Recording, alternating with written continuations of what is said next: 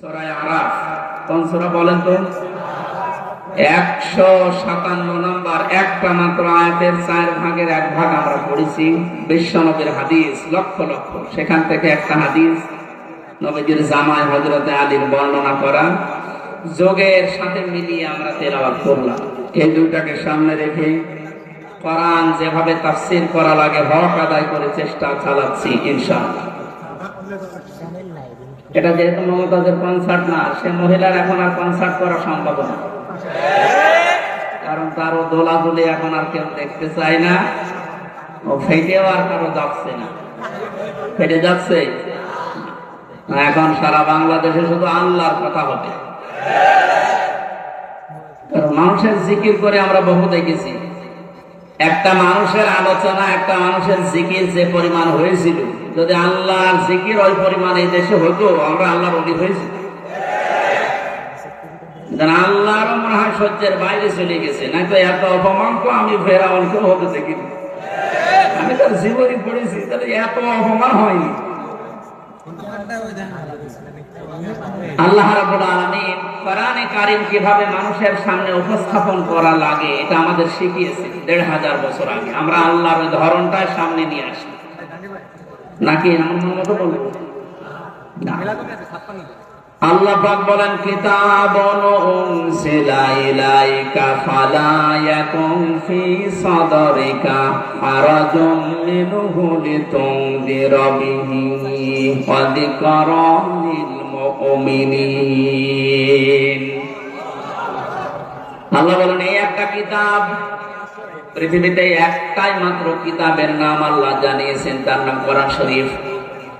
এজন্য কবরে যাবার পর মানুষকে যখন জিজ্ঞাসা করা হবে মার রব্বুকা, তোমার রব কে, লোকটা যদি বলে রব্বি আল্লাহ, আমার রব আল্লাহ, সঙ্গে সঙ্গে ফেরেশতারা জিজ্ঞাসা করবে মা দীনুকা, তোমার জীবন ব্যবস্থা কি।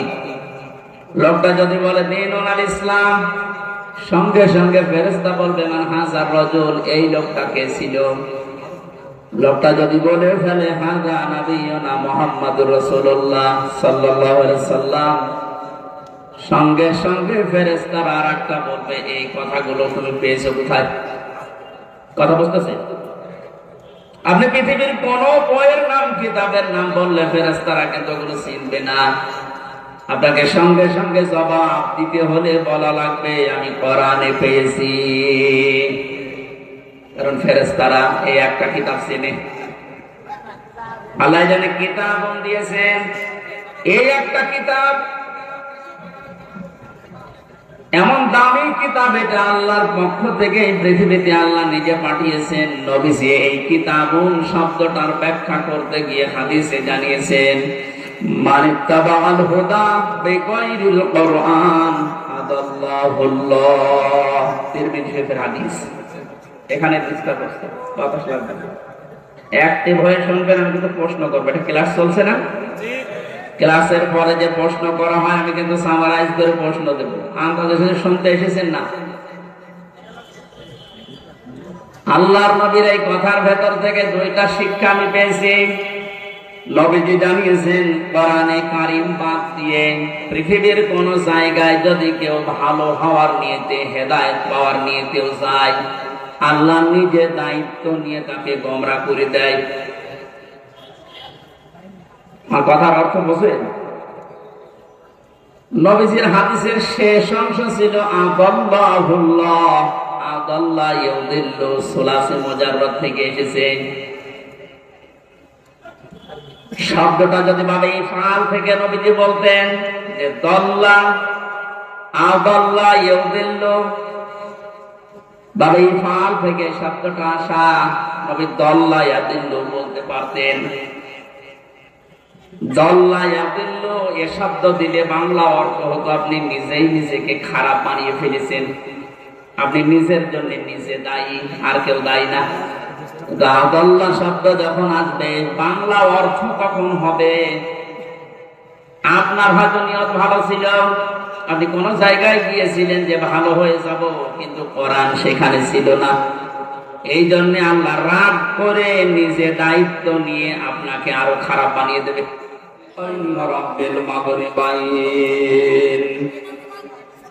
الذي خلق كل شيء زوجين وأوجب علينا الإحسان بالوالدين ونشهد أن لا إله إلا الله وحده لا شريك له وأشهد أن محمدا عبده ورسوله سيد الكونين صلى الله عليه وعلى آله وصحبه وأتباعه أجمعين ليلا ونهارا في الطرفين فقد قال الله تعالى في كلامه المجيد وبرهانه التوحيد أعوذ بالله من الشيطان الرجيم بسم الله الرحمن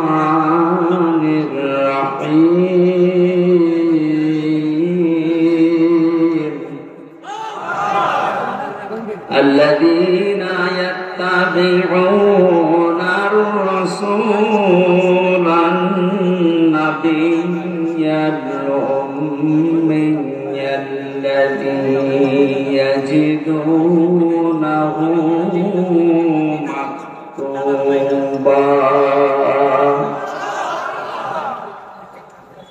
الذي يجدونه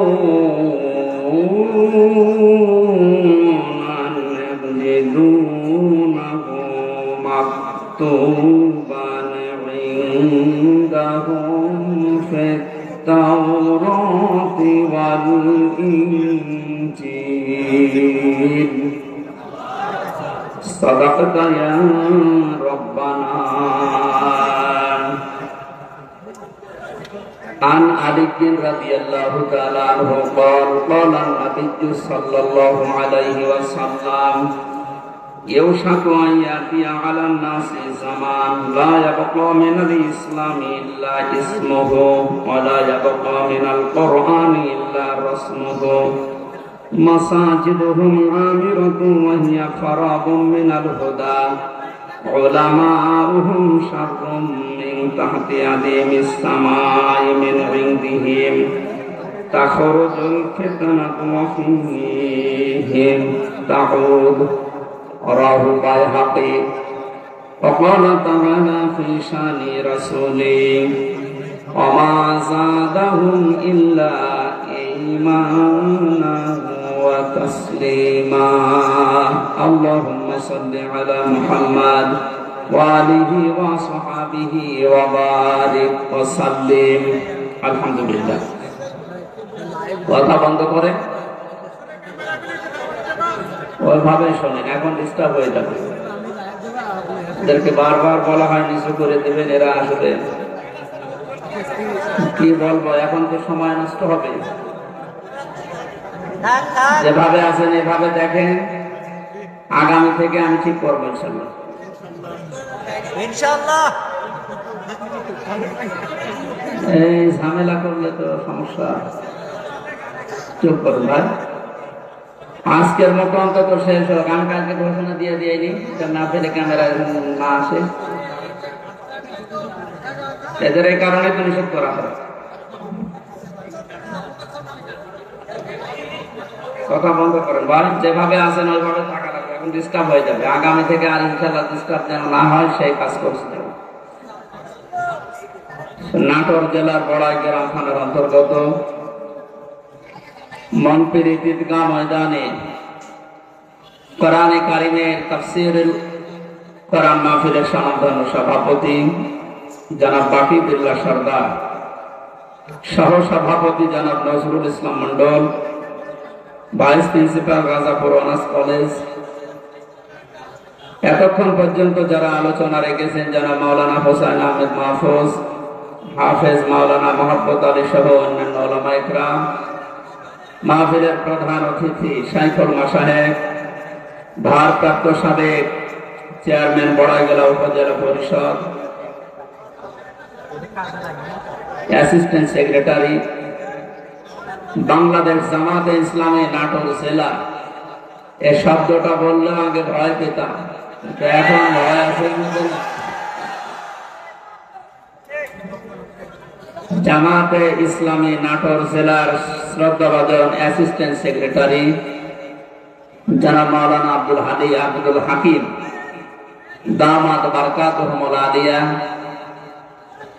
মাহফিলে বসা আছেন সর্বজন শ্রদ্ধাভাজন ব্যক্তিত্ব, ইসলামী আন্দোলন বাংলাদেশ জামাত ইসলামী নাটোর জেলার সম্মানিত সভাপতি আমির, আমাদের একান্ত প্রিয় বড় ভাই ইসলামিক চিন্তাবিদ জনাব ডক্টর মীর নুরুল ইসলাম আতালাল্লাহু উমরাহু ওয়া বারাকাল্লাহু ফি হায়াতি, বলেন আমিন। এতক্ষণ যারা এখনো পর্যন্ত সময় দিতে পারি নাই, আমরা দুঃখিত। আপনাদের এই এলোমেলো অবস্থার কারণে কথা বলেছেন আমার আগে সাবেক চেয়ারম্যান গৌরদাসপুর উপজেলা জনাব মোহাম্মদ আব্দুল আজিজ ভাই, জনাব সিদ্দিকুর রহমান সেক্রেটারি বাংলাদেশ জামাত ইসলামী বড়াইগ্রাম থানা, জনাব আব্দুল মান্নান মোল্লা সদস্য 4 নম্বর ইউনিয়ন নগর ইউনিয়ন পরিষদ। এরপরে যারা আলেম আছেন এখানে, আলেমদের হায়াতে তাজ্জেবা সিহাতে কুল্লিয়া কামনা করছি, সকলে বলেন আমিন। সামনে বসা মুসলমান ভাইরা, পর্দার আড়ালের সম্মানিত মা এবং বোনেরা, প্রাণপ্রিয় নাটোরবাসী, আব্দুল আজিজ ভাই বলছিলেন না যে 17 বছর কথা বলার অভ্যাস নেই, সব ভুলে গেছি। আমাদের অবস্থা তাই, ওনারা তো তাও দিনের পর দিন একটু বাইরে থাকা পালিয়ে থাকার সুযোগ পেয়েছে, আর আমরা এমন জায়গায় ছিলাম কথা বলা তো দূরের কথা, হাঁ করাও যেত না, এমন জায়গায় রেখেছি। সুতরাং আমরাও অনেক কিছু বলে গেছি, আল্লাহ যেন আবার স্মরণ করিয়ে দেন জাতির উপকারের জন্য। যে আল্লাহ আমাদেরকে স্বাধীন বাংলাদেশে পরাধীন ছিলাম, আবার নতুন করে স্বাধীন হওয়ার একটা স্বাদ আমাদেরকে দেখালে, সবচাইতে বড় স্বাদ পাবো যদি আল্লাহর কোরআন দিয়ে জমিনটা চলে। এইটা দেখতে মন খুব চায়। আমি 7-8 দিন আগে ছিলাম মালয়েশিয়া, দুবাই, সিঙ্গাপুরে, সমস্ত জায়গায়। এদের দেশে ইসলাম নেই, কিন্তু ইসলামের নিয়ম নীতিগুলো তারা মানে। 1500 বছর আগে বিশ্বনবী যে জানিয়েছিলেন পবিত্রতা ঈমানের অঙ্গ, এটা শোনেননি কোনদিন? পাক পবিত্র থাকা এটা ঈমানের অঙ্গ, কোন কোন জায়গায় পেয়েছি এটা ঈমানের অর্ধেক। এই শব্দটা নিয়ে চিন্তা করেছিলাম, কিন্তু এত গুরুত্ব দিয়ে কথা বলার কারণ কি? সিঙ্গাপুরে যে দেখলাম এই হাদিসের বাস্তবতা চলছে। আমার সামনে একজন তার ছেলে একটা ঠোঙা, এই যে চিপস মিষ্টি চকলেট মকলেট খাবার পর এটা ঠোঙ্গা ফেলেছিল রাস্তায়। কোথায় ছিল পুলিশ জানি না, সঙ্গে সঙ্গে এসে এটা ফেলেছে কে? আমার ছেলে বোঝে না, এই জন্য না, রাস্তাঘাটে কিছু ফেলা যাবে না, যখন ফেলেছে জরিমানা দেওয়া লাগবে। ধরে নিয়ে গেল থানায়। কি পরিষ্কার পরিচ্ছন্ন, কি মানে জায়গাটা দেখলে মনে হচ্ছে রাতের বেলা যে বাড়িতে ছিলাম বললাম ভাই মশারি, কিসের মশারি? কোন মশা নেই দেশে। কত বড় পরিষ্কার থাকলে একটা মশা চোখে দেখা যায় না বলেন তো? এই জন্য বলছি ওদের দেশে ইসলাম ওরা মানে না, কিন্তু ইসলামের নিয়ম নীতি গুলো দেখলাম ফলো করছে। বিশ্বাস করে না ইসলাম যে শান্তির ধর্ম, এটা বিশ্বাস করে না। খ্রিস্টান আর বৌদ্ধ দেশে বেশি, কিন্তু ইসলামের নিয়ম নীতি ফলো করার কারণে, শুধু আইনের শাসন থাকার কারণে এই 17 বছর অনেকে শুধু মিথ্যা বলে উড়িয়েছে যে আইনের শাসন আমরা প্রতিষ্ঠা করেছি, কিচ্ছু করেনি। শব্দটা উল্টিয়ে বলা যায় যে বেআইনের শাসন প্রতিষ্ঠা করেছি। গতকালকে সাবেক অবৈধ আইন মন্ত্রী, অবৈধ বলা যাবে কারণ সরকারও অবৈধ, মন্ত্রীগুলো ওনারা যখন ডিম উপর দিয়ে মারে, নিচ দিয়ে মারে, বিভিন্ন জায়গায় যখন ডিম দিচ্ছিল থেরাপির কারণে, শেষ পর্যন্ত বলেই ফেলেছে একটা দোষ আমার না, সব আমার উপর থেকে নির্দেশ দিয়েছে হাসিনা। এই কথাটা বলার পরে দেখলাম লোকটা হাসতেছে। আমার মনে হয় তার আমার ওই যে এক মামা এসেছে আজকে সাথে কুষ্টিয়া থেকে, অনেক মামা, ওর একটা হালকা তার কাটা আছে। আমার মনে হয় এই ব্যাটারও তার এরকম কেটে গেছে।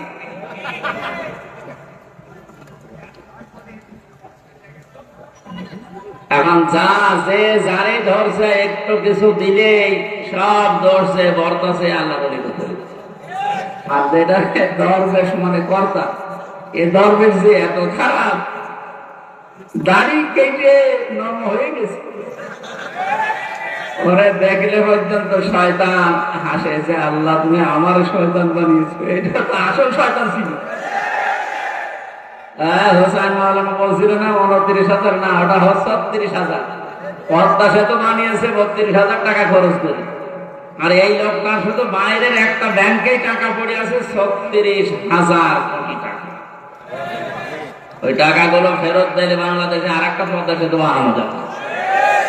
মালয়েশিয়ায় দেখলাম এই যে পেনাং থেকে এই আর একটা শহরে যাবার সময় 2টা ব্রিজ পরপর, একটা মনে হয় 8 কিলোমিটার, একটা 17 কিলোমিটার। এই যে বিশাল বিশাল ব্রিজ তারা বানিয়েছে, বাংলাদেশেও সম্ভব শুধু এই দরবেশদের টাকাগুলো বাইরে থেকে নিয়ে আসা। এজন্য যারা দায়িত্বে আছেন আহ্বান জানাবো, এসব দরবেশ হোক আর ধরবেশ হোক, এদেরকে এভাবে বিভিন্ন জায়গা দিয়ে ডিম যখন দিচ্ছে দিয়ে কি বলবো, এগুলো নিয়ে এই টাকা পয়সা গুলো সব আমাদের দেশে নিয়ে আসেন, এই দেশ ইনশাল্লাহ দাঁড়িয়ে যাবে। আমরা পবিত্র পরিষ্কার পরিচ্ছন্ন হওয়ার কথা বলছিলাম।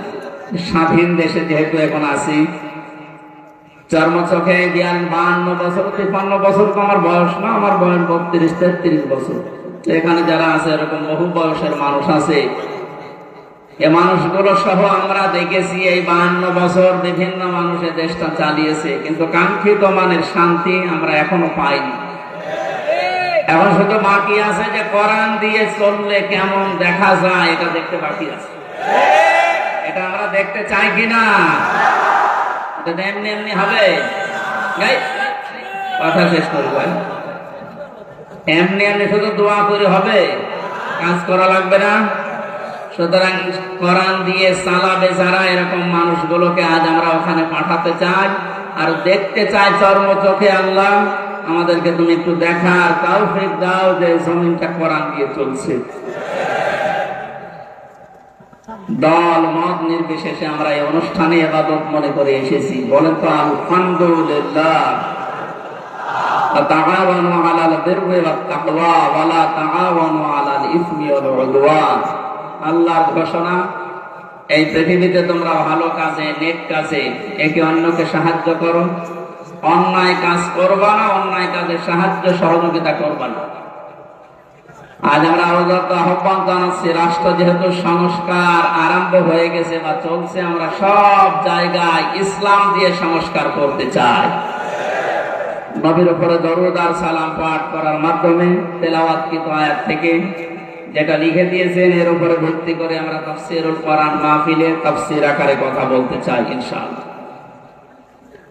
জবান খুলে কোরআনে কারীম থেকে। আমি যেহেতু 8-9 দিন ছিলাম, মাওলানা মিজানুর রহমান আসারি ভাই, এরপরে ডেভিড লিও নামে একজন আছে ইসলামিক চিন্তাবিদ স্কলার, অনেক দামি লোক।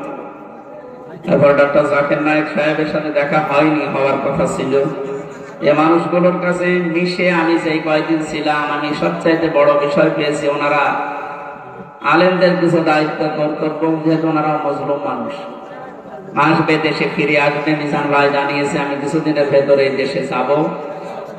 আমি বলেছিলাম ভাই দেশে আসার পরে কুষ্টিয়া, আমার জন্মভূমি কুষ্টিয়াতে কোরআনের কথাগুলো চলে না, কারণ যে 2জন শয়তান এই বাংলাদেশে আল্লাহ পাঠিয়েছে আমার জন্মভূমি, তারপরও আমারে বলতো না।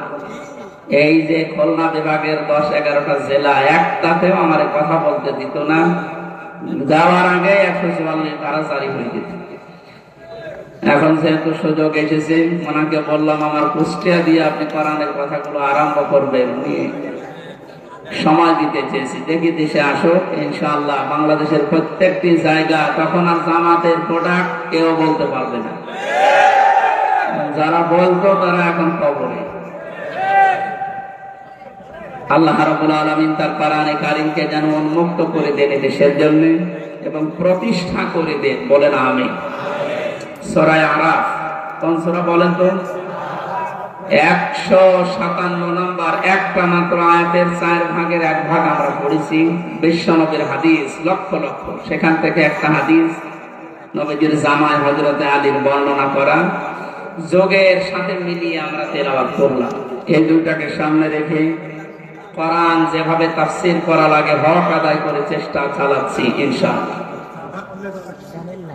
এটা যেহেতু মমতাজের কনসার্ট না, সে মহিলার এখন আর কনসার্ট করা সম্ভব না, কারণ তারও দোলাদুলি এখন আর কেউ দেখতে চায় না, ও ফেটেও আর কারো যাচ্ছে না। ফেটে যাচ্ছে এখন সারা বাংলাদেশে শুধু আল্লাহর কথা হবে। মানুষের জিকির করে আমরা বহু দেখেছি, একটা মানুষের আলোচনা, একটা মানুষের জিকির যে পরিমাণ হয়েছিল, যদি আল্লাহর জিকির ওই পরিমাণ এই দেশে হতো, আমরা আল্লাহর অলি হয়েছি। আল্লাহর মনে হয় সহ্যের বাইরে চলে গেছে, না তো এত অপমান তো আমি ফেরাউনকে হতে দেখিনি। আমি তার জীবনী পড়েছি, তাহলে এত অপমান হয়নি। আল্লাহ রাব্বুল আলামিন কোরআনে কারীম কিভাবে মানুষের সামনে উপস্থাপন করা লাগে এটা আমাদের শিখিয়েছে ১৫০০ বছর আগে। আমরা আল্লাহর ওই ধরনটা সামনে নিয়ে আসি, নাকি এমন মতো বলবো না। আল্লাহ পাক বলেন, কিতাবুন উনজিলা ইলাইকা ফালা ইয়াকুন ফি সাদরিকা হারাজুম মিনহু লিতুনদিরা বিহি ওয়া যিকরা লিল মুমিনিন। আল্লাহ বলেন, এই একটা কিতাব, পৃথিবীতে একটাই মাত্র কিতাবের নাম আল্লাহ জানিয়েছেন, তার নাম কোরআন শরীফ। এজন্য কবরে যাবার পর মানুষকে যখন জিজ্ঞাসা করা হবে, মার রব্বুকা, তোমার রব কে? লোকটা যদি বলে রব্বি আল্লাহ, আমার রব আল্লাহ, সঙ্গে সঙ্গে ফেরেশতারা জিজ্ঞাসা করবে, মা দীনুকা, তোমার জীবন ব্যবস্থা কি? লোকটা যদি বলে দীনুল ইসলাম, সঙ্গে সঙ্গে ফেরেশতা বলবে, মান হাযার রাজুল, এই লোকটা কে ছিল? লোকটা যদি বলে ফেলে হাযা নাবিয়ুনা মুহাম্মাদুর রাসূলুল্লাহ সাল্লাল্লাহু আলাইহি সাল্লাম, সঙ্গে সঙ্গে ফেরেশতারা আরেকটা বলবে, এই কথাগুলো তুমি পেয়েছো কোথায়? কথা বুঝতেছে? আপনি পৃথিবীর কোন বইয়ের নাম, কিতাবের নাম বললে ফেরেশতারা কিন্তু ওগুলো চিনবে না। আপনাকে সঙ্গে সঙ্গে জবাব দিতে হলে বলা লাগবে, আমি কোরআনে পেয়েছি। কারণ ফেরেশতারা এই একটা কিতাব চেনে। আল্লাহ জানে কিতাব দিয়েছেন, এই একটা কিতাব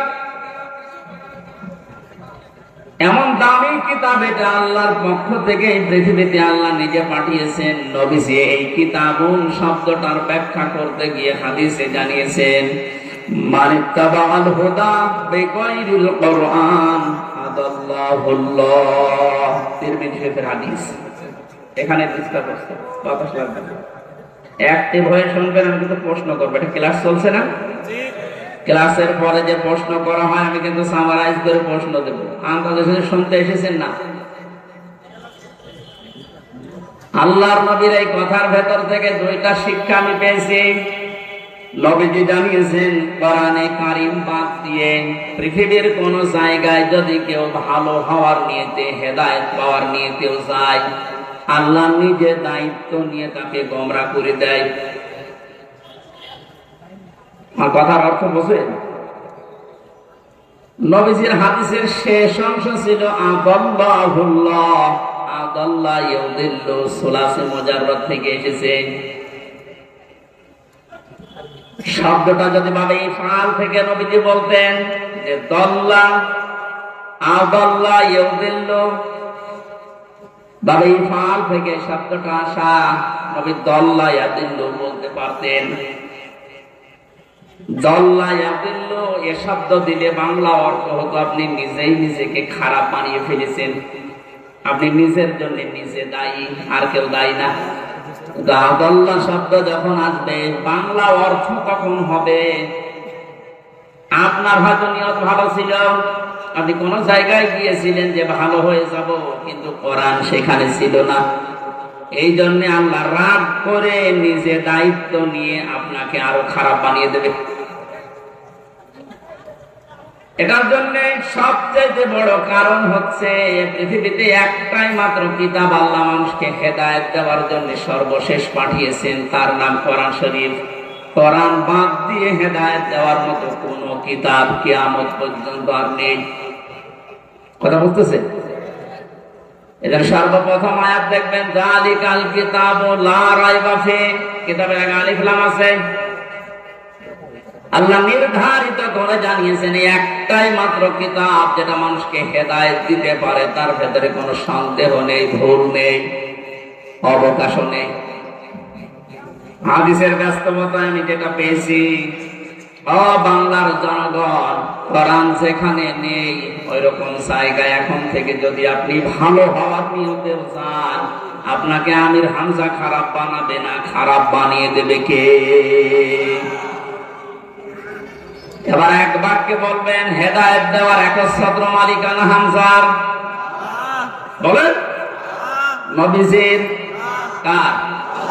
আল্লাহ ছাড়া পথ কেউ দেখাতে পারে না, হেদায়েত দিতে পারে না। উনি যদি বলেন আমি তোকে খারাপ বানাবো, বলেন তো কে আছে আপনাকে পথ দেখাবে? বলেন। এই জন্যে আমার শেষ কথা, ফাইনাল কথা এইটাই, আজকে থেকে সিদ্ধান্ত দৃঢ়ভাবে নেওয়া লাগবে। কোরআন যেখানে নেই, সে যত বড় বাবার দরবার হোক, যত বড় রাজনৈতিক দল হোক, যেখানে কোরআন চলে না, কোরআনের কর্মসূচি নেই, আমি ওখানে যাব না। ওখানে যদি আমি ভালো হওয়ার নিয়ত থাকি, তাহলে আমার খারাপ বানিয়ে গোমরা বানিয়ে জাহান্নামে পাঠাবে কে? আমার মনে হয় এই ওয়াজটা যদি আজ আমরা বাংলার 18 কোটি জনগণের ভেতরে 10 কোটি মানুষও মেনে নিতে পারি, এদেশে আমরা গোমরাহি থেকে মুক্ত হব। আল্লাহ রাব্বুল আলামিনের হেদায়েত আমাদের জন্য আম হয়ে যাবে। আশা করছি আপনি কথাটা মেনে নেবেন আপনার প্র্যাকটিক্যাল জীবনে, যে কোরআন যেখানে নেই ওই রকম দলে আমি আজকে থেকে আর নেই। এটা শুধু সামিয়ানা নিচ পর্যন্ত শেষ, বাইরে নিয়ে যাবেন তো? যেখানে কোরআন নেই, তাহলে যদি আপনি চান ও ভালো হওয়ার নিয়ত আপনার ছিল, কিন্তু আপনাকে আল্লাহ ভালো রাখবে না। শ্বশুরকে মানুষ অনেকে বাবা বলে ডাকে, এটা হারাম না, জায়েজ আছে, কিন্তু নিজের বাবার সামনে যদি বারবার শ্বশুরকে আব্বাজান বলেন, লোকজন জিজ্ঞাসা করে এই কাকে? এটা আমার শ্বশুর আব্বা, আর এইটা চিনি না। বাবার রাগ হবে না?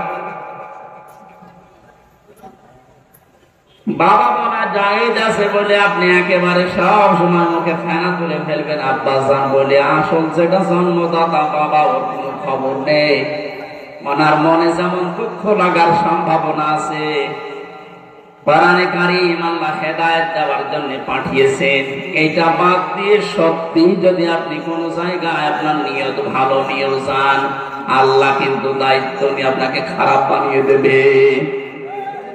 আল্লাহ এই জন্য শব্দটা প্রথমে দিয়েছেন কিতাবুন, এই একটা কিতাব। উনজিলা ইলাইকা, হে নবী আপনার প্রতি আমি এটা নাযিল করেছি।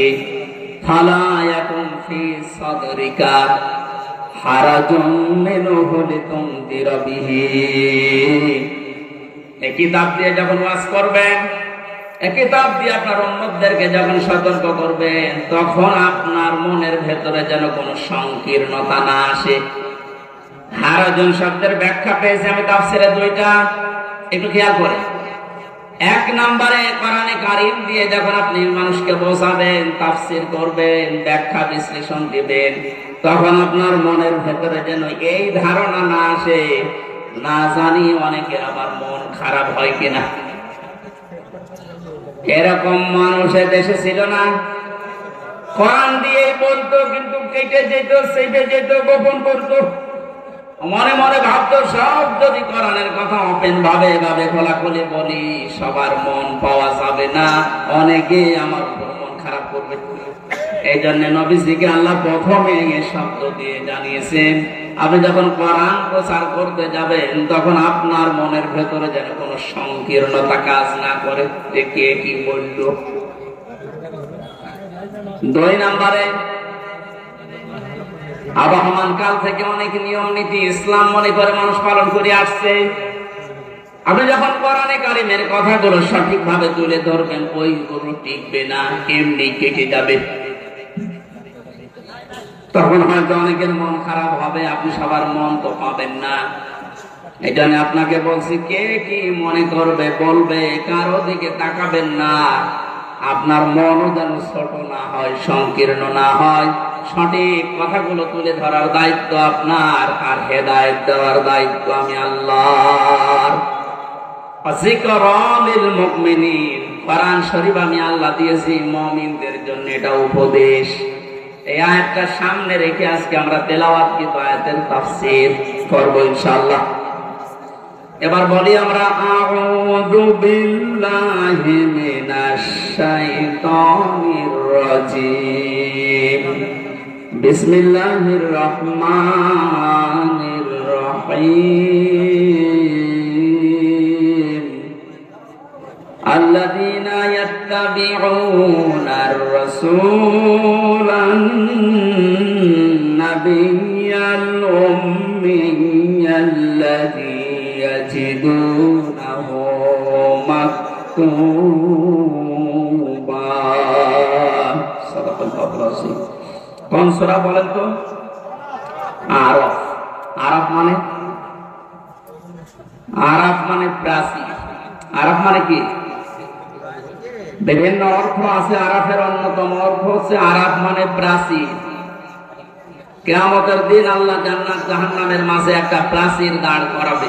কিছু মানুষকে আল্লাহ ওই জায়গায় বসাবে, জান্নাতেও দেবে না, জাহান্নামেও দেবে না, ওখানে স্থির তারা বসে থাকবে, দাঁড়িয়ে থাকবে। এই খেয়াল করে, এদিকে এত নড়াচড়া, কি সমস্যা কি? এদিকে আসার দরকার নেই। দেখেন তো উনি কি বলে থাকে। না আমি তো বলো হয়েছে, ঠিক আছে না। আপনি যদি আমল করতে না পারেন তাহলে আসার দরকার নেই। নামকরণ বলছে, তাফসীর করার জন্য 13টা জিনিস সামনে রাখা লাগে। আমরা উসুলে তাফসীরের যে নিয়ম পড়েছি, এখানে কত আলেম বসে আছে দেখতে পাচ্ছেন না? নাকি ফাটা যায় একজনকে লাগিয়ে দেবো। সাদা করলে কি ইবাদত থাকবে? এটা কষ্ট হচ্ছে গরমে আমাদের, তারপরে যেহেতু এটা ইবাদত, এই কারণে আমরা বসে আছি কিছু নেওয়ার জন্য, নাকি? আরাফ কি নাম বললাম? এটা একটা প্রাচীর, জান্নাত জাহান্নামের মাঝে আল্লাহ রাখবে। নামকরণের ভেতরে আমি তাফসীরে তাবারী থেকে বলছি এটা। নবীজি বলেন, সাহাবীরা, এখানে আল্লাহ যাদেরকে বসাবেন এদেরকে জান্নাতেও দেবে না, জাহান্নামেও দেবে না, একেবারে স্থির। প্রশ্ন করলেন সাহাবী, হে নবী, এদেরকে আল্লাহ জান্নাতে দিচ্ছে না, কারণ কি? বিশ্বনবী জানিয়েছেন, এই মানুষগুলোকে আল্লাহ জান্নাতে দেবে না, তার অন্যতম কারণ এরা মা বাবার সাথে খারাপ আচরণ করত। এরা নামাজ পড়েছে, রোজা রেখেছে, ভালো ভালো কাজের আঞ্জাম দুনিয়ায় দিয়েছে, দান সাদকা এদের সব ছিল, শুধু একটা বিষয়, পারিবারিক জীবনে মা বাবার সাথে এদের ভালো ব্যবহার ছিল না। এজন্য কোরআনে কারিমে আল্লাহ জানিয়েছেন, ক্বাবা রাব্বুকা আল্লা তা'বুদু ইল্লা ইয়্যাহু ওয়া বিল ওয়ালিদাইনি ইহসানা। আমি আল্লাহ রায় দিয়েছি। রায় দিচ্ছেন কে? আমি আল্লাহ রায় দিয়েছি, ফয়সালা করেছি, সিদ্ধান্ত নিয়ে ফেলেছি যে আমি আল্লাহ ছাড়া কারো ইবাদত করা যাবে না, আর মা বাবা যাদের আছে তাদের সাথে ভালো ব্যবহার করা লাগবে। এদের ভেতরে 2টা বিষয় বেশি। কয়টা? এই যে আল্লাহর ইবাদত করা লাগবে, আল্লাহর আইন মানা লাগবে, কোনো প্রশ্ন করা যাবে? বলেন বলেন। আপনার বুঝে আসুক বা না আসুক, আল্লাহর আইন, আল্লাহর ইবাদত মাস্ট বি। আপনাকে এই জন্য আল্লাহ বানিয়েছে। তাহলে আল্লাহর আইন মানা এটা ফরজ। আল্লাহর আইন মানা কি? আরো জোরে বলেন। মা বাবার আইন মানা কি? এই শোনো, মাঝখানে ওয়া আল্লাহ দিয়েছেন খেলা করার জন্য দিয়েছেন।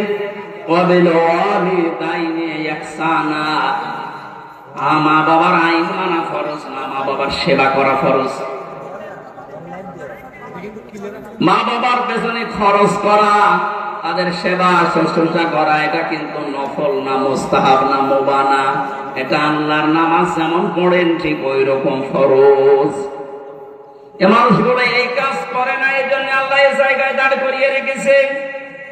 সাহাবী বলেন, হে নবী, এদেরকে আল্লাহ জাহান্নামে দেয় না কেন? তাহলে বিশ্বনবী বলেন, সাহাবীরা এই মানুষগুলো দিন কায়েমের জন্য দুনিয়ায় আন্দোলন করেছে, চেষ্টা চালিয়েছে, এই কারণে জাহান্নামে দেয় না।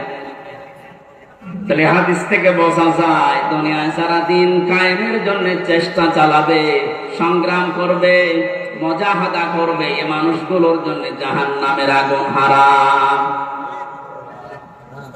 আমরা জাহান্নামে যেতে চাই না, কারণ যারা আমরা ইসলাম এই পৃথিবীতে দাঁড় করানোর জন্য, কায়েম করার জন্য চেষ্টা চালিয়ে যাচ্ছি, খাদেম হিসাবে, কামলা হিসাবে, আমাদেরকে আল্লাহ জাহান্নামে দেবেন, আপনি বিশ্বাস করতে পারেন।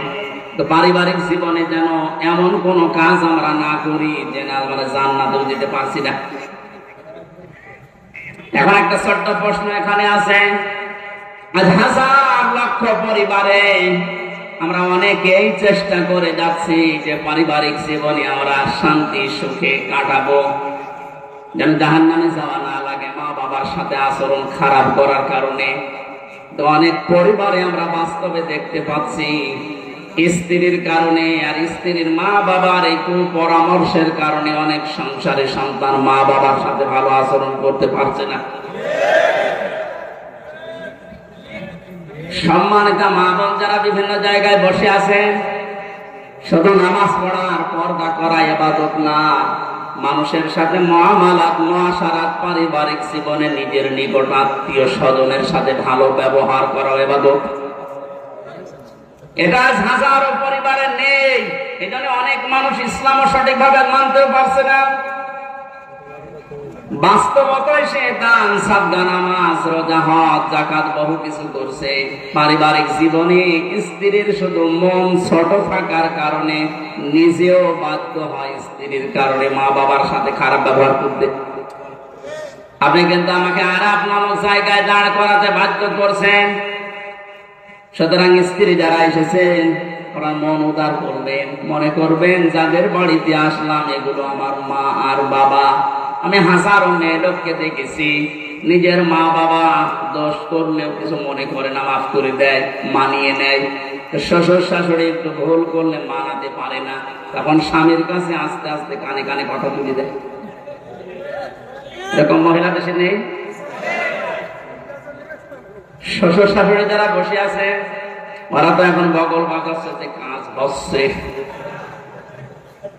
কোরআনে কারীম জানিয়েছে, ওয়াকুলু লিন-নাসি হুসনা, মানুষের সামনে হাসি মুখে ভালো কথা বলবা, এটা একটা সাদকা দেওয়ার সওয়াব হয়ে যাবে। আপনি শ্বশুর আর শাশুড়ি হয়েছেন, তাতে কি? মেয়েটা 18 বছর, 20 বছর, 22 বছর পরে আপনার বাড়িতে এসেছে, এটাকে নিজের মেয়ের মতো মনে করতে পারেন না। আল্লাহর কসম, আমি আল্লাহকে সামনে নিয়ে বলছি, সাক্ষী করে বলছি, সত্যি যদি মা আর বাবা নিজের মেয়েকে, নিজের ছেলেকে যে নজরে দেখে, পুত্রবধূকে এই নজরে যদি দেখতে পারতো, আমরা হাজারো সন্তান আরাপ নামক জায়গায় থাকতাম না। এটা আহ্বান জানাচ্ছে। আমরা তো চেষ্টা করছি, কিন্তু আপনাদের এই ছোট মনের কারণে পারছি না। আপনার মনটা উদার করেন, কি করবেন আপনি দুনিয়ার এই সয় সম্পদ দিয়ে যদি জাহান্নামে যাওয়া লাগে। আল্লাহ আমাদেরকে আরাফ নামক এই জায়গায় যেন দাঁড় করিয়ে ভাগ্য হত না করেন। নবীজি কিন্তু হাদিসের শেষে আর বলেননি যে এরা যাবে কোথায়, বলেন তো এই হাদিসে পর্যন্ত থাকলে কি দাঁড়াচ্ছে অর্থ? জান্নাতেও যেতে পারছি না শুধুমাত্র এই কারণে, জাহান্নামও আল্লাহ দিচ্ছেন আমি ইসলামী আন্দোলন করার কারণে। অথচ এই জায়গায় যদি দাঁড়িয়ে থাকা লাগে আবাদান আবাদান, আমার মতো হতভাগ্য আপনারা আছে। আল্লাহ আমাদেরকে হেফাজত করুন, বলেন আমিন। মক্কায় নাজিল হয়েছে সূরাটা। 206টা আয়াত আছে, 20টা 16টা রুকু আছে। ক্রমিক নাম্বার হিসাবে কোরআনে কারিমের এটা 7 নাম্বার সূরা। মাত্র একটা আয়াতের 4 ভাগের 1 ভাগ করেছি। আয়াতের ভেতরে 3টা বিষয় আমরা আলোচনায় আসব। 1 নম্বরে আমাদের নবী মুহাম্মদ রাসূলুল্লাহ 3টা গুণ আল্লাহ দিয়েছেন। কয়টা? যেহেতু বর্তমান প্রেক্ষাপটের সাথে আয়াতের একেবারে হুবহু মিল আছে। 2 নম্বরে আল্লাহর নবীর কর্মসূচি ছিল এই দুনিয়ায়, আয়াতের ভেতর থেকে আমরা 6টা পেয়েছি। কয়টা? 3 নম্বরে আমরা যারা তার উম্মত এখন দাবি করব কিয়ামত পর্যন্ত, তাদের কর্মসূচি হবে, তাদের করণীয় হবে 4টা। তাহলে নবীজির পরিচয় তুলে ধরা হবে আয়াত দিয়ে 3টা, বিশ্বনবীর কর্মসূচি তুলে ধরা হবে 6টা, আর আমাদের করণীয় তুলে ধরা হবে 4টা। সব মিলে 13টা। কয়টা? এই 13টা বিষয় আজকের আলোচনায় আছে। আমরা একটা একটা করে তাফসীর আকারে শুনছি। আপনারা আছেন তো? আল্লাহ পাক বলেন, আল্লাযীনা ইয়াত্তাবিউনার রাসূলান নাবিয়্যাল উম্মিয়্যা। তোমরা অনুসরণ করো, ইত্তেবা করো, দেখে দেখে চলো। এই যে তাবউন শব্দটা আছে, আমি 12 সালে যখন আলোচনা আরম্ভ করেছিলাম বিশ্ববিদ্যালয়ের 2nd ইয়ারে থাকতে, ওই সময়ে তাবউনের ব্যাখ্যা পড়েছিলাম। অনেকে ইন্টারনেটে এটা দেখেছে, মনে আছে আপনাদের? তাবউন মানে কি? তাবউন মানে দেখে দেখে চলা।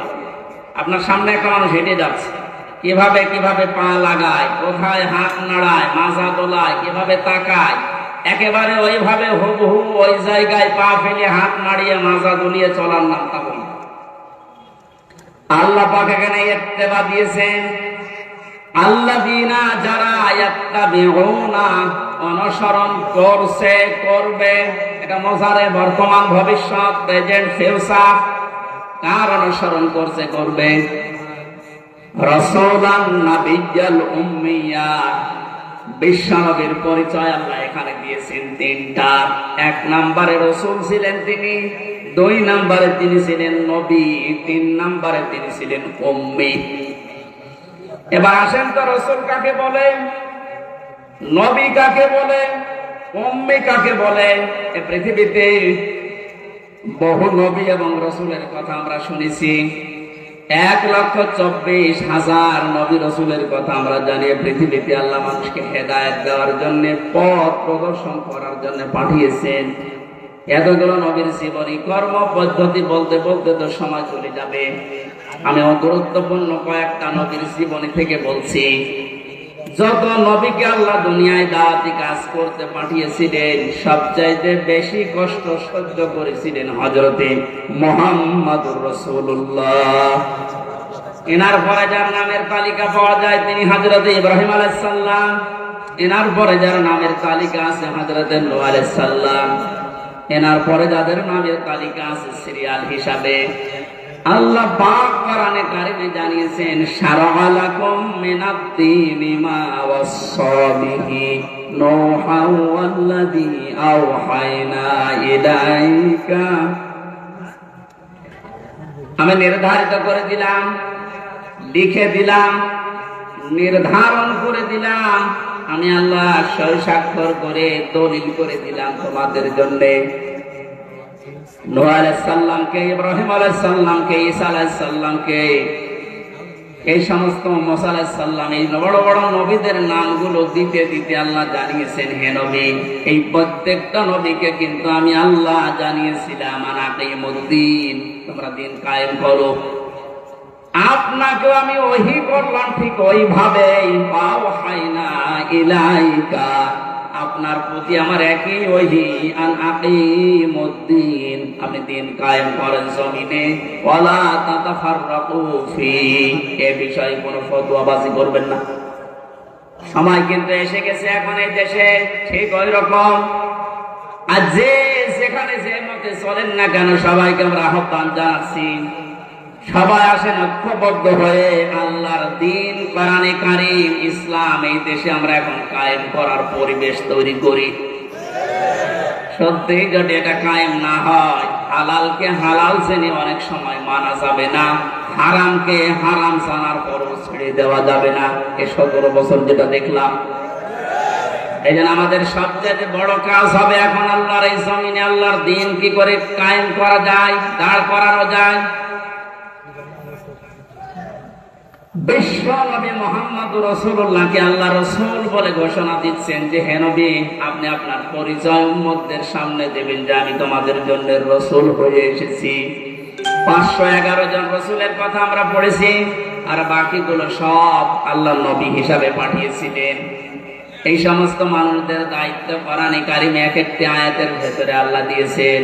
ওয়ালাকাদ বা'আসনা ফি কুল্লি উম্মাতির রাসূলান আনি ইবুদুল্লাহ ওয়াজতানিবুত তাগুত। রব্বুল আলামিন বলেন, এ পৃথিবীর যত ওয়ালাকাদ বা'আসনা ফি কুল্লি উম্মাতির রাসূলান, প্রত্যেকটি জাতির জন্য আমি আল্লাহ রাসূল পাঠিয়েছিলাম।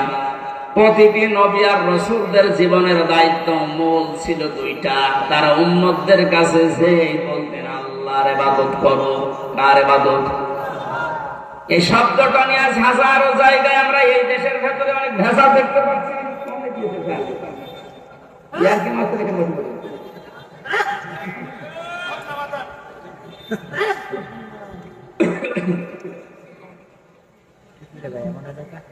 এই যে ইবাদত, এই শব্দটা ব্যাপক অর্থবোধক একটা শব্দ। এটা নিয়ে আজ হাজারো ঝামেলা ভেজাল তৈরি করে শব্দটাকে আজ কলঙ্কিত করে ফেলেছে অনেকে। এই জন্য সতর্ক হওয়ার সময়, সংস্কারের সময় যখন চলছে, আমরা এখন সতর্ক এবং সংস্কার এই মন নিয়ে আমরা ইবাদত করব। আমার ইবাদতের ভেতরে যেন কোনো ভেজাল না আসে। গাড়ি গাড়ি ইবাদত করা লাগবে, কোরআনে আল্লাহ এমন দেয়নি। ইবাদত করো, আখলিস দীনাকা ইয়াকফিকাল আমালুল কলিল। তোমার ঈমানটা যদি খাঁটি হয়, কাজ কর্ম আমল যদি কম হয়, আমার আল্লাহ মাফ করে দেবে। আমাদের অনেকের কাজ কারবার দরবেশ বাবার মতো গাড়ি গাড়ি দেখতে পাচ্ছি। ওর একটা বক্তব্য শুনেছিলাম কয়েকদিন আগে, ও বলেছে কোরআনেও সমস্যা আছে। এই নামটা নিয়ে, আহলে হাদিসের নাম নিয়ে অনেক মানুষ আজ মানুষকে ধোঁকা দিচ্ছেন। আহলে হাদিস এই শব্দটা খারাপ না, কিন্তু শব্দটা নিয়ে আজ ধোঁকা দিয়ে বোকা বানিয়ে অনেকে এখনো পর্যন্ত জালেমদের পা চাটতেছে। কালকের বক্তব্য ছিল একজনের রফিক নামে, আমি নাম নিয়েছি এই কারণে চেনার জন্য। লোকটা জানাচ্ছে এখন জনগণকে, আবু সাইদ নামে এই ছেলেটা শহীদ হয়নি, ও নিজে আত্মহত্যা করেছে।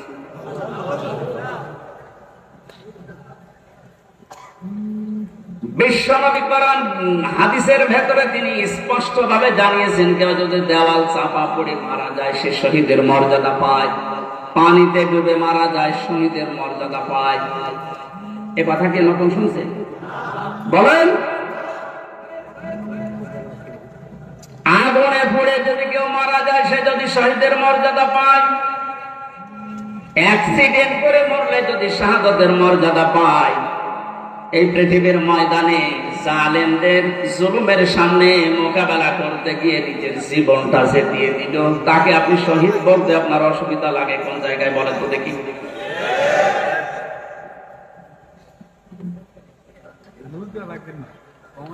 এখন আমার দুইটা নোটিশ বলছে, যেহেতু এই শব্দটা শুনে আজকে আজ 2 দিন ধরে অনেক জালেমের দোসর যারা তারা এখনো পর্যন্ত অপপ্রচার চালাচ্ছে এদের বিরুদ্ধে, এই জন্য দুইটা নোটিশ বলছি। সূরা বাকারার 154 নম্বর আয়াত, 2 নম্বর পারা, 2 নম্বর পৃষ্ঠা, 12 নম্বর 13 নম্বর লাইনে আছে, ভালো করে মিলাবেন। আল্লাহ পাক বলেন, ওয়ালা তাকুলু লিমান ইয়াকতালু ফি সাবিলিল্লাহি আমওয়াত বাল আহয়াউ ওয়ালাকিন লা তাশউরুন। আপনি হয়তো এভাবে এতদিন চিন্তা করেননি, যেভাবে আমি বলছি মিলিয়ে দেখেন। আল্লাহ বলেন, ওয়ালা তাকুলু, হে পৃথিবীর লোকেরা, কেউ এ কথা মুখ দিয়ে বলবা না। কথা বলে মানুষ কি দিয়ে? বলো না কেন? এজন্য মুখের উপর আল্লাহ নোটিশ দিয়েছেন, কেউ এ কথা বলবা না, একজন দুইজন না, কেউ বলবা না বহু বচন। লিমা ইয়ুকতালু ফি সাবিলিল্লাহি আমওয়াত, আমি আল্লাহর জন্য, মানবতার জন্য যারা জীবন দিয়ে গেল, এই মানুষ মরে গেছে, কথা বলবা না। বাল আহয়াউন, বরং তারা জীবিত। ওয়ালাকিন লা তাশউরুন, কিন্তু তোমরা টের পাও না। এটা তো মুখের উপর আল্লাহ দিলে, মানুষ মুখের পরে অন্তরেও ধারণা করতে পারে। ধারণা করা কি দিয়ে? অন্তর দিয়ে মানুষ যেন ধারণাও না করে যে তারা শহীদ হয়নি, তারা এমনি মারা গেছে, কথা যেন ধারণাও না করে।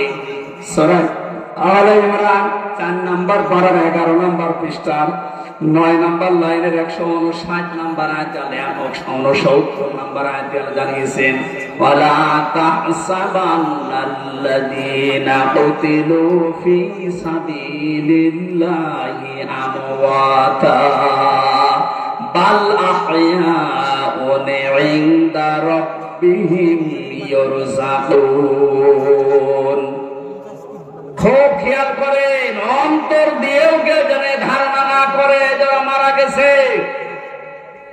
আল্লাহ পাক বলেন ধারণাও কোনোদিন করবি না যে মরে গেছে না, কারণ জীবন জালেমের সামনে নিজের জীবন দিয়ে দেওয়া তো সহজ কথা না।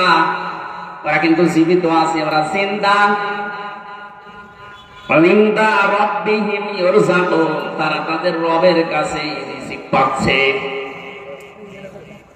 সুতরাং আবু সাঈদ রংপুরের এই ছেলেটা জালেমের সামনে দাঁড়িয়ে জীবনটা দিয়ে শাহাদতের মরণ পেয়েছে। এটা কোনদিন আপনি মুখ দিয়ে যেন না বলেন যে লোকটা মরে গেছে, ধারণাও না করেন যে মরে গেছে না, শহীদ হয়েছে। কি হয়েছে? স্বাধীনভাবে কথা বলতে পারতাম না। পাশের জেলায় বাড়ি আমার, নাটোর, কুষ্টিয়া। এখানে দাওয়াত খেতে এসেছিলাম বিয়ের, তারপর আমার ঢুকতে দেয়নি। কোথায় ছিলাম আপনি টের পেয়েছেন? স্বাধীনতা পরাধীনতা কি আমরা 17 বছর টের পেয়েছি। স্বাধীনভাবে চলাফেরা করার, বাক স্বাধীনতা ফিরিয়ে দেওয়ার জন্য যে মানুষগুলো জীবন দিয়েছে, মাস্ট বি 100 ভাগ আমি বিশ্বাস করি ওরা সব শাহাদতের মর্যাদা পেয়েছে। এমনকি জালেমের জুলুমের শিকার হয়ে আয়না ঘরেও বহু মানুষ জীবন দিয়েছে, জেলখানার ভেতরে জীবন দিয়েছে। এমনকি কোরআনের পাখিকে অনেকে বলছে উনি স্বাভাবিক ভাবে মারা গেছে না, আমি পাশের ছেলে ছিলাম, উনি 1 নম্বরে, আমি 4 নম্বরে। আল্লামার সাথে আমার একদিন দেখা হয়েছিল মাত্র 10 মিনিটের জন্য। উনি এমনি মারা যায়নি, ওনাকে মেরে ফেলা হয়েছে। তার বাস্তব ওনার মুখের হাসিটা এখন ভিডিও বের হচ্ছে। জেলার আর সুপারের আত্মীয়রা তার পরিচয় দিয়ে বলছে ওনাকে জোর করে সই করিয়ে বলেছে আপনি সই করুন, আপনাকে মুক্ত করে দেওয়া হবে নির্বাহী আদেশে। এই কথা বলে বের করে নিয়ে গেছে। উনি তো খুশি, আনন্দ, যেমন পরিবারের কাছে ফিরে যাচ্ছে। কিন্তু শয়তান যারা আছে, শয়তানি করে, ষড়যন্ত্র করে, যাকে দায়িত্ব দিয়েছিলেন মোস্তফা জামান, এই কোলাঙ্গার, এই যে কি জিনিস এখন আমরা টের পাচ্ছি, কার তৈরি করা এখন আপনি দেখতে পাচ্ছেন। আমার মনে হয় একে যদি আমার মতো এরকম 10 দিন রিমান্ডে রাখেন, সব সত্য কথা বলে থাকবে। আমার মুখ দিয়ে রিমান্ডে একটা কথা ওরা বের করতে পারেনি। শেষ পর্যন্ত মন মতো লিখে আমাকে বলছে সই করে না, পরে ছেড়ে দেওয়া হবে। আমি তো রিমান্ডে বসতাম না যে 164 কি, মানে গেলাম ছেড়ে যখন দেওয়া হবে দেয়। এখন দেখি সব আমার বিপক্ষে। আমি নাকি দেশের বিরুদ্ধে কথা বলতাম।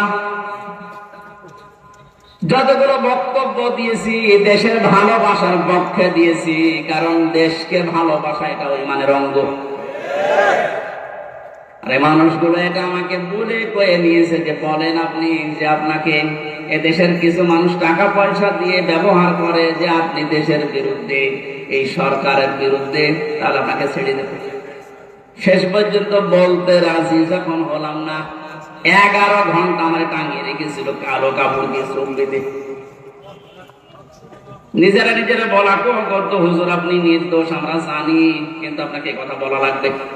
পেছনে হাত হ্যান্ডকাপ দিয়ে বেঁধে, কালো কাপড় দিয়ে চোখ বেঁধে 11 ঘন্টা এক জায়গায় আমরা নামাজও পড়তে দেয়নি। 4 ওয়াক্ত জোহর, আসর, মাগরিব, এশা আমি সব ইশারায় পড়েছি।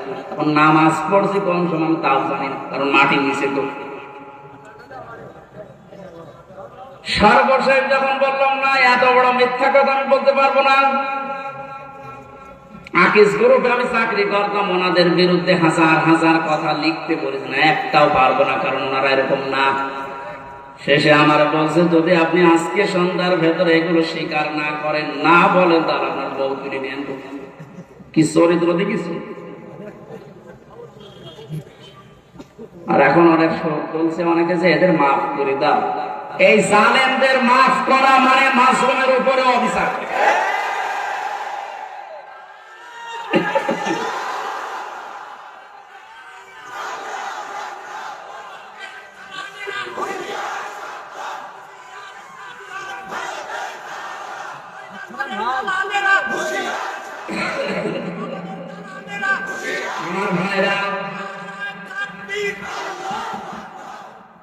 আপনি আমান আজমের জীবন ফিরিয়ে দিতে পারবেন? ব্যারিস্টার আরমানের স্ত্রীর কাছে আপনি কি জবাব দেবেন বলেন? কোথায় পৌঁছিয়েছেন তার জীবনটা? কি ট্যালেন্টেড সন্তান ছিল মীর কাসেম আলীর। আমি জেলখানায় থাকতে এক কারারক্ষী এসে আমার কুতুবউদ্দিন ওর বাড়ি, রাজবাড়ি, রাত 12টার পরে যখন ডিউটি হয়েছে, এসে বলছে, হুজুর একটা গোপন কথা বলি, কাউকে যখন বলেন না এখানে, তাহলে আমার সমস্যা হবে। কি হয়েছে বলে, আমি যেদিন দায়িত্বে ছিলাম মীর কাসেম আলীর, যেদিন ফাঁসি হবে লোকটাকে যেয়ে বললাম, স্যার আর সময় নেই, মাত্র 3 ঘন্টা আছে, আপনি প্রস্তুতি নেন। উনি আমারে বলছে, ভাই কারারক্ষী, এখনো তো সময় 3 ঘন্টা আছে, আমি 2 ঘন্টা ঘুমাই, তুমি আমারে ডেকে দিও। আল্লাহর কসম, আমি আল্লাহকে সামনে নিয়ে বলছে, যা যা বলেছে একটাও মিথ্যা কথা না, সবগুলোই এইভাবে বলেছিল। আমি পাহারা দিতে গিয়ে দেখলাম লোকটা ঘুমিয়ে গেল। 2 ঘন্টা পর ওনারে ডাকলাম, ঠিক ঘুম থেকে উঠলো, গোসল করে ওযু করে শেষে নামাজটা শেষ করে একটা চা বানিয়ে বলছে, নেন। বললাম, স্যার আমি চা খাবো না। আপনার কিছুক্ষণ পরে বলে, জানি আমি, আর মাত্র 15 মিনিট আছে।